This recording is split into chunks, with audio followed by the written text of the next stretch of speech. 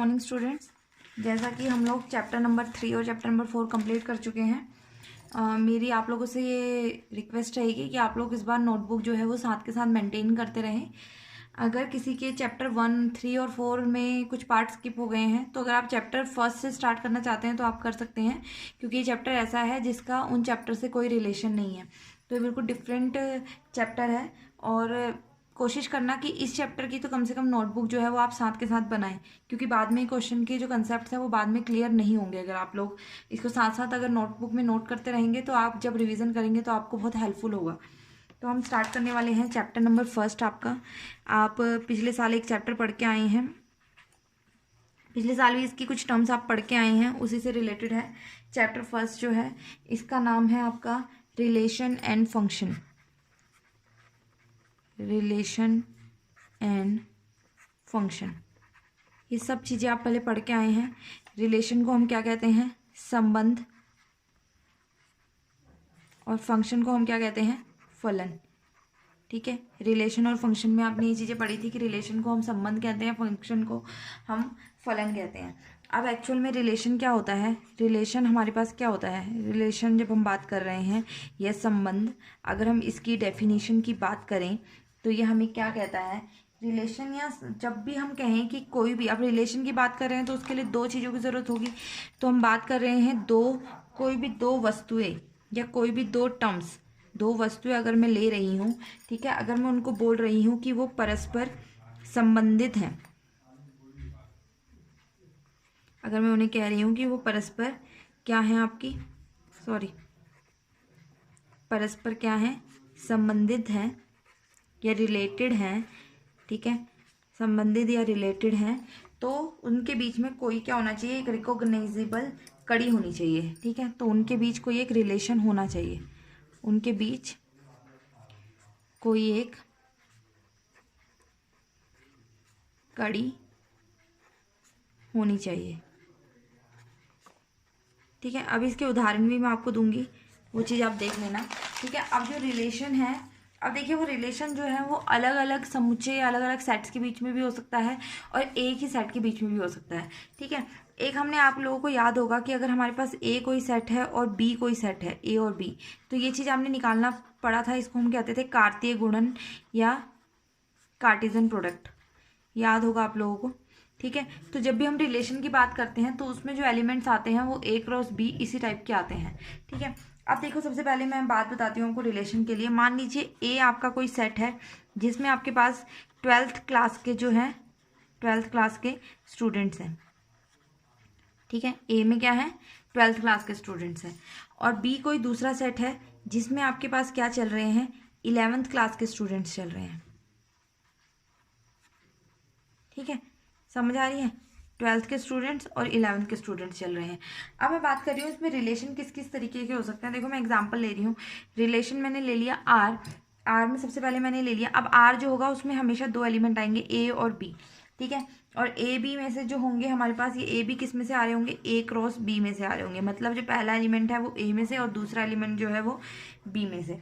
ठीक है, उसके बाद हम इनके रिलेशन को लिखेंगे। मान लीजिए मैंने कह दिया ए बी जो है वो ए क्रॉस बी में से आ रहे हैं और ए जो है वो बी का क्या है? भाई है।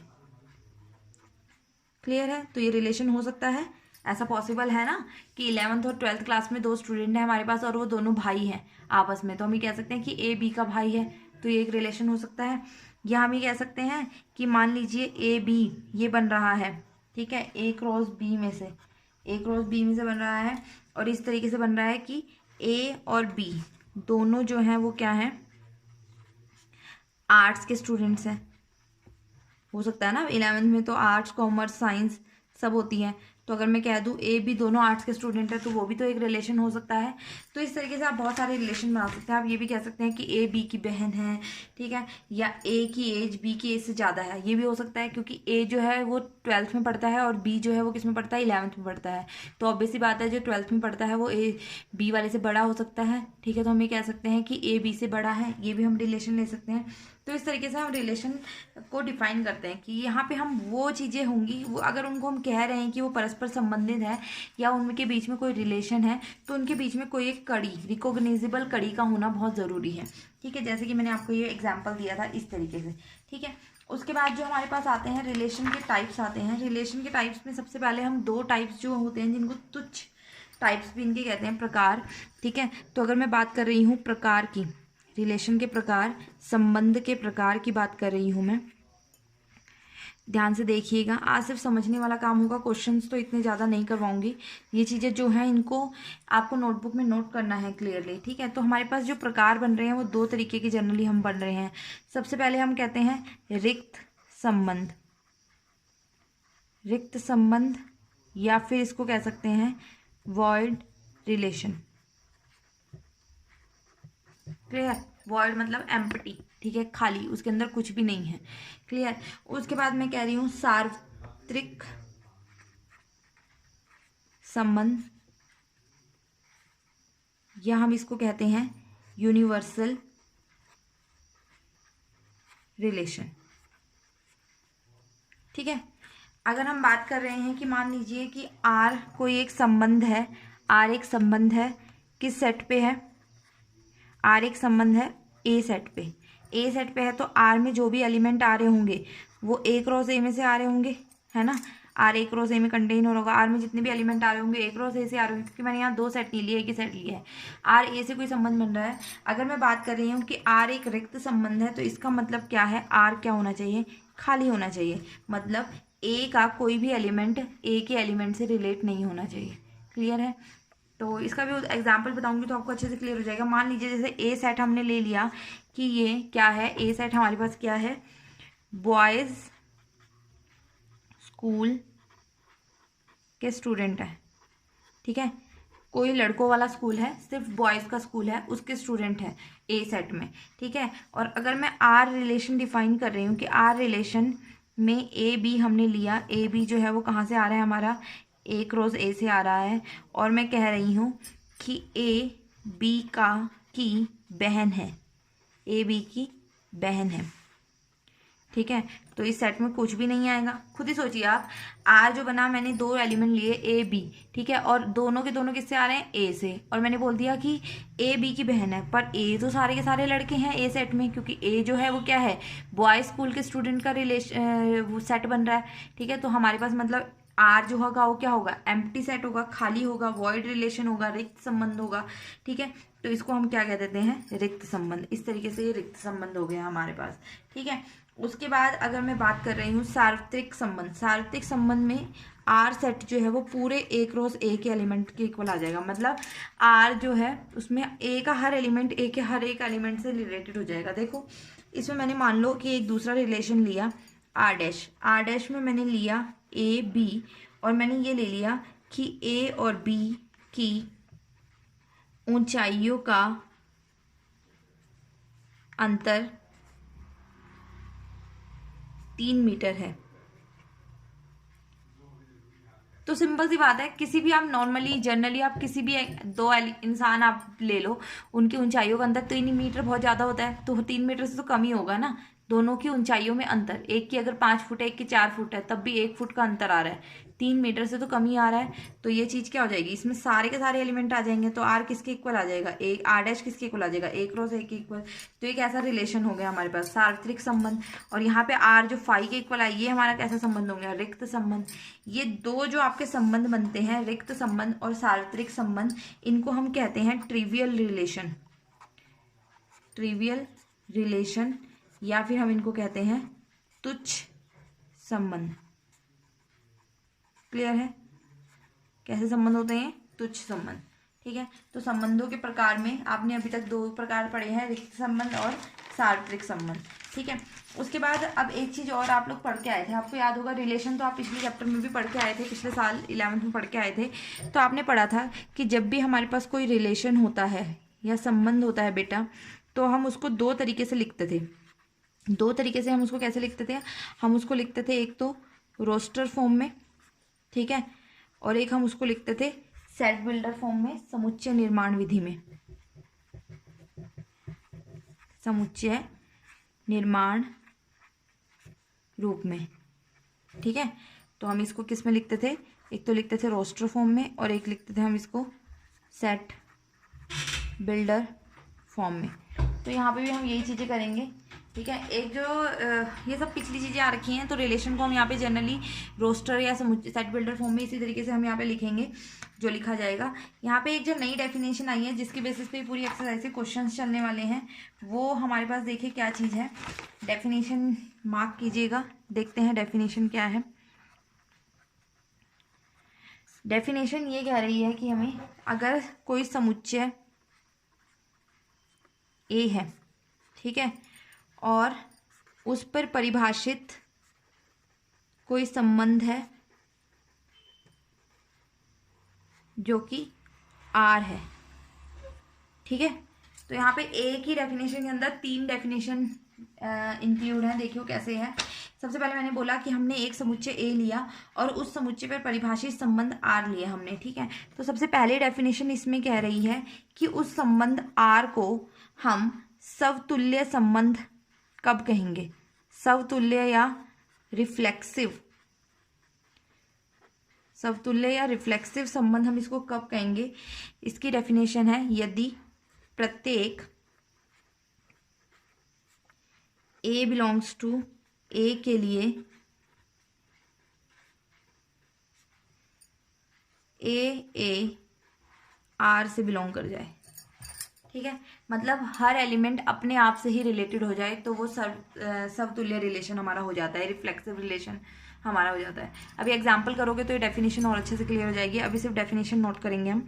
सेकंड हमें जो है कि आर रिलेशन को हम सममित या हम उसको क्या कह सकते हैं, सिमेट्रिक रिलेशन कब कहेंगे।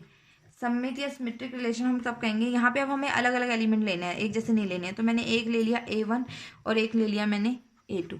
ठीक है, A1 A2 के लिए अगर वो दोनों A से बिलोंग कर रहे हैं, ठीक है, तो मैंने लिया यदि A1 A2 belongs to A के लिए, अगर A1 A2 R से बिलोंग करता है तो हमारे पास A2 A1 भी जो है वो R से बिलोंग होना चाहिए। ठीक है, तो सममित ये कहता है कि सिमेट्रिक हो, दोनों डायरेक्शन में चलना चाहिए। यदि A1 A2 हम A से ले रहे हैं, उसके लिए A1 A2 से रिलेटेड है तो A2 भी A1 से रिलेटेड होना चाहिए हमारा। क्लियर है। उसके बाद हमारे पास जो थर्ड डेफिनेशन हमें कहती है वो है कि R को हम संक्रामक या फिर इसको कहेंगे हम ट्रांजिटिव, संक्रामक या ट्रांजिटिव रिलेशन हम उसको कब कहते हैं। यदि यहाँ पे हम 3 एलिमेंट लेंगे अब। ठीक है, कोई भी 3 ले लीजिए। मैंने लिया A B C, ये तीनों मैंने R से लिए हैं। ठीक है, इस R के लिए यदि मैं क्या ले रही हूँ कि यदि AB R से बिलोंग करता है और BC R से बिलोंग करता है तो इसका मतलब A और C भी R से बिलोंग होना चाहिए।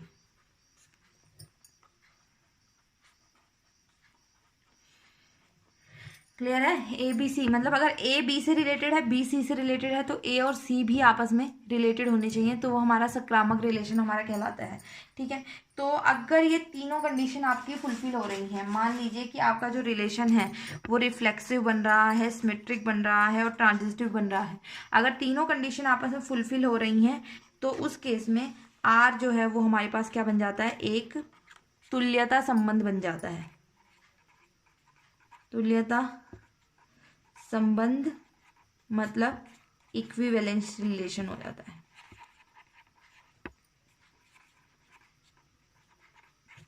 ठीक है, ये कब होगा, अगर आर हमारा सममित भी है, समतुल्य भी है और संक्रामक भी है। अगर तीनों कंडीशन हमारी सेटिस्फाई हो रही हैं तो उस केस में आर जो है वो आपका कैसा बन जाता है, एक हमारा तुल्यता संबंध या इक्विवेलेंस रिलेशन बन जाता है। ठीक है, अब हम इनके कुछ एग्जांपल्स पढ़ेंगे जिससे ये चीज़ें क्लियर हो जाएंगी आपको। देखिए एग्जांपल्स क्या हैं। एग्जांपल देखिए, सबसे पहले एग्जाम्पल जो इसमें बुक में ही दिया हुआ है, एग्जाम्पल नंबर 2 देख रहे हैं। एग्जाम्पल नंबर 2 हमें कह रहा है कि टी जो है वो सेट है, टी जो है वो एक सेट है। कैसा, सारे त्रिभुज जो किसी भी प्लेन में हमारे त्रिभुज बन रहे हैं, त्रिभुजों का सेट दिया हुआ है। ठीक है, त्रिभुज आ रहे हैं उसमें सारे, मैं शॉर्ट में कर रही हूँ। त्रिभुजों का सेट दिया हुआ है और वो आर कह रहा है, आर एक ऐसा रिलेशन है T1 और T2, ठीक है। तो T1 जो है वो कॉन्ग्रुएंट है T2 के, ठीक है। मतलब T1 त्रिभुज जो है वो T2 के क्या है, सर्वांग सम है। तो तुम्हें दिखाना है कि आर जो है वो एक तुल्यता संबंध बन रहा है। सर्वांग सम पता होगा आपको, दो त्रिभुज सर्वांग सम कब होते हैं, दो त्रिभुज सर्वांग सम कब होते हैं, जब उनकी तीनों भुजाएं एक बराबर होती हैं और तीनों कोण भी आपस में क्या होते हैं, बराबर होते हैं, ठीक है। तो अब इसको तुल्यता की जांच करनी है। तुल्यता दिखाने के लिए सबसे पहले आपको क्या चेक करना पड़ेगा कि क्या वो समतुल्य बन रहा है, सममित बन रहा है और सकारात्मक बन रहा है। ये करेंगे तो सबसे पहले मैं समतुल्य करूंगी। समतुल्य के लिए जो भी त्रिभुज आप लोगे दोनों एक जैसे लोगे, ठीक है। अगर मैं त्रिभुज टी ले रही हूँ तो टी त्रिभुज, कोई भी एक त्रिभुज अपने मतलब अगर मैं टी ले रही हूँ तो टी टी के तो सर्वांग सम है ही ना। टी तो एक ही त्रिभुज है, एक जैसा त्रिभुज है। अगर एक ही चीज है तो वो क्या है हमारे पास, दोनों आपस में बराबर होंगी, दोनों वो होंगे। तो मतलब क्या है, इससे क्या हो गया कि आर जो है वो हमारा क्या बन गया, समतुल्य बन गया। क्लियर। उसके बाद सेकंड रिलेशन बात करते हैं। अगर मैं T1 और T2 दो त्रिभुज ले रही हूँ, ठीक है, T1 T2 दो त्रिभुज ले रही हूँ मैं टी सेट में से, ठीक है। ये मैंने T1 और T1 लिए थे, T1 T2 दो त्रिभुज ले रही हूँ टी सेट्स में से। तो मैंने क्या लेना है, मैंने मान लिया T1 जो है वो सर्वांग सम है T2 के, मतलब T1 R से रिलेटेड है, ठीक है। अगर T1 त्रिभुज T2 के सर्वांग सम है तो इसका मतलब T2 भी तो T1 के सर्वांग सम होगा, दोनों त्रिभुज आपस में बराबर हैं। इसका मतलब क्या था, अगर T1 T2 मैंने R में से लिए तो हमें क्या मिला कि T2 और T1 भी किस में जा रहे हैं, हमारे R में जा रहे हैं। तो ये रिलेशन जो R बना ये कैसा बन गया, सममित बन गया। क्लियर। उसके बाद थर्ड में ले रही हूँ, अब मैं तीन त्रिभुज लूंगी, T1 T2 T3, ठीक है। ये मैंने T में से लिए, T में से इस तरीके से लिए कि T1 और T2 जो हैं वो भी R में जा रहे हैं और T2 और T3 भी किस में जा रहे हैं, R में जा रहे हैं, ठीक है। और हमें दिखाना पड़ेगा T1 T3 भी R में जाए। जब T1 T2 R में जा रहे हैं इसका मतलब T1 T2 के सर्वांग सम है, और अगर T2 T3 R में जा रहे हैं तो इसका मतलब T2 T3 के सर्वांग सम है। अब देखो जब T1 T2 के सर्वांग सम और T2 T3 के सर्वांग सम है तो हम ये कह सकते हैं कि T1 और T3 भी आपस में सर्वांग सम है, ठीक है। तो इसका मतलब क्या हो जाएगा कि T1 और T3 किस में चले जाएंगे, R में चले जाएंगे। तो इसका मतलब ये रिलेशन कैसा बन गया आपका, सब सकारात्मक भी बन गया, ठीक है। तो आप देखेंगे कि हमारे पास आर रिलेशन समतुल्य बन रहा है, सममित बन रहा है, सकारात्मक बन रहा है।